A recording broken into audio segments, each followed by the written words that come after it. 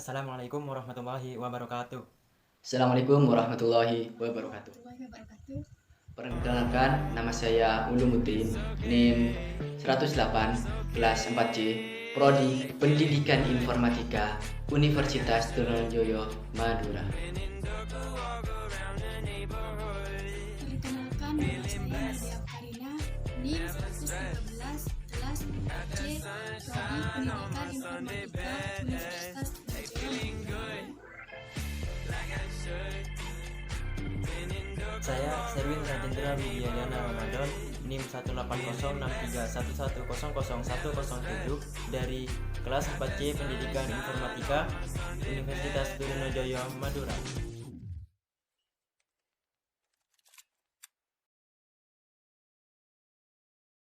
Pengertian multimedia interaktif dilihat dari bahasanya.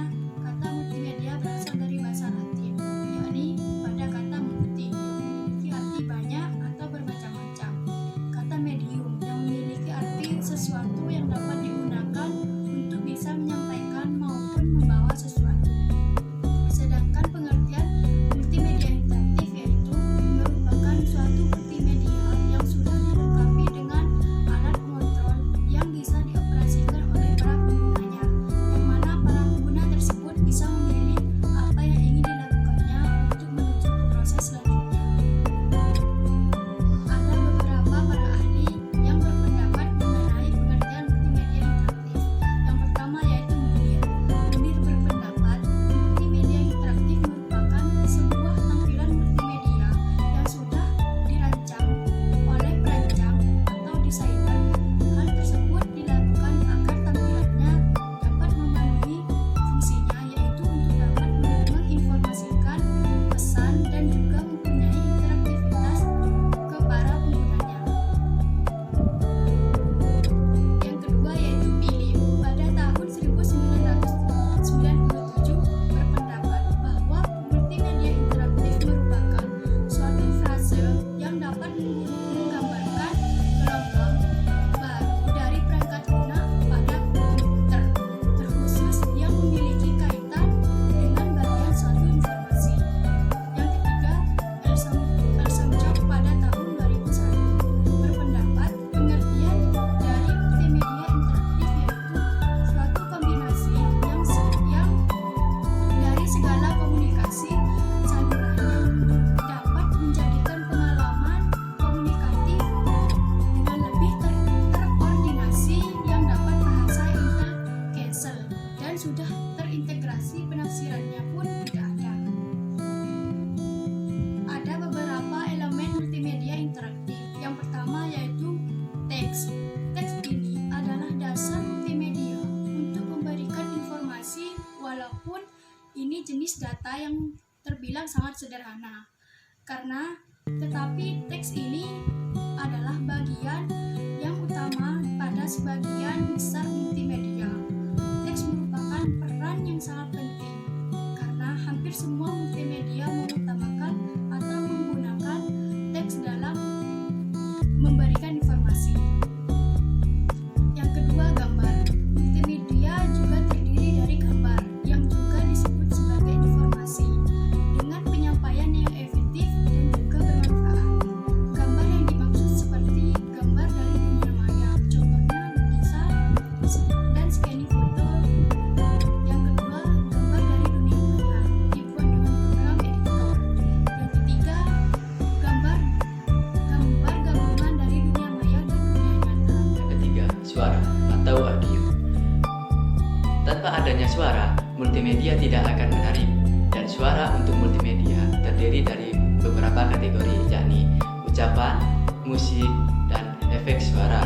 Yang keempat, video. Video ini adalah gabungan dari semua elemen multimedia untuk memberikan informasi video menggunakan sistem animasi dari kamera video yang tersimpan dalam bentuk file atau data tertentu. Yang kelima, animasi. Dan yang terakhir adalah animasi atau gambar yang dapat bergerak. Adanya animasi karena menayangkan satuan terkecil dalam video dengan cepat untuk menghasilkan pergerakan. Animasi sendiri memiliki dua bagian, yaitu animasi buatan dan animasi video. Kelebihan multimedia interaktif. Yang pertama, sistem pembelajaran media penyimpanan yang relatif gampang dan fleksibel. Yang ketiga, menampilkan objek yang terlalu besar ke dalam kelas. Dan yang keempat, menampilkan objek yang tidak dapat dilihat dengan mata telanjang. Multimedia interaktif dalam pembelajaran.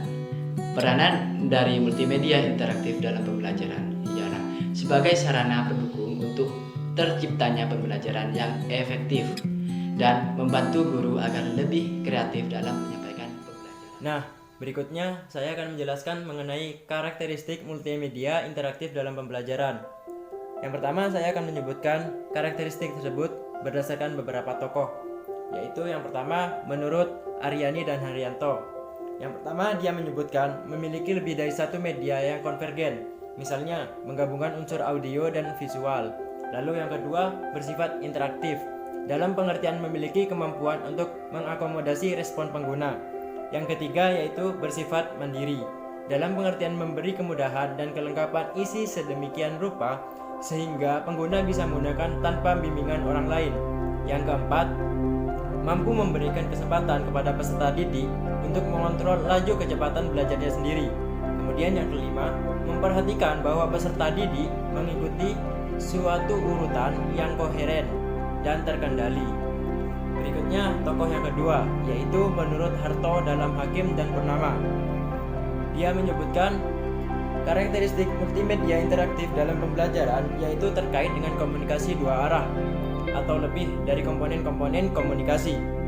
Komponen komunikasi dalam multimedia interaktif atau berbasis komputer adalah hubungan antara manusia atau sebagai user atau pengguna produk dan komputer atau software atau aplikasi atau produk dalam format file tertentu, biasanya dalam bentuk CD.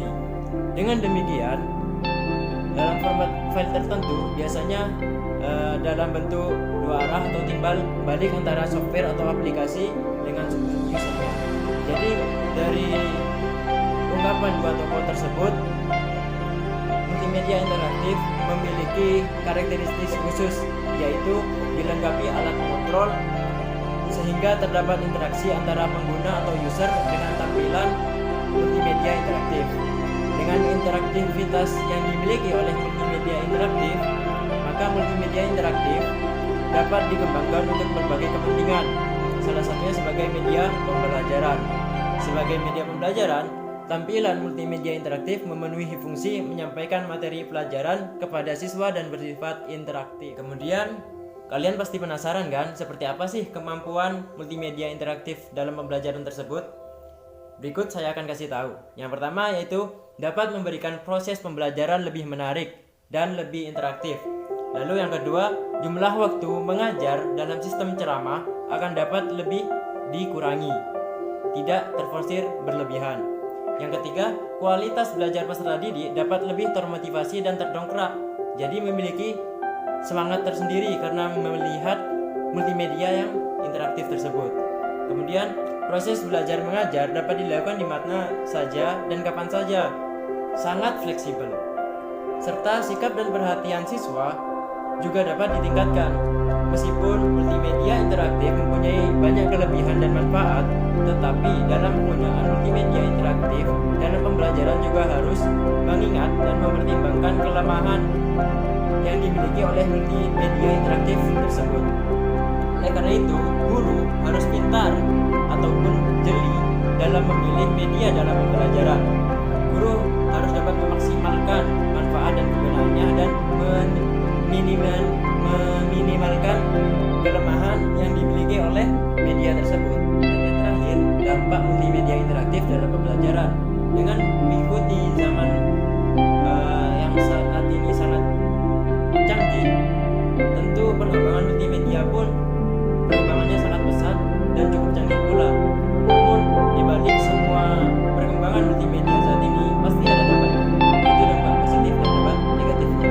Apa sih dampak positif dari multimedia interaktif pembelajaran tersebut? Pertama, siswa dan mahasiswa dapat merasa tidak bosan dengan membaca buku saja. Kemudian suasana pelajaran dan pembelajaran yang interaktif akan kembali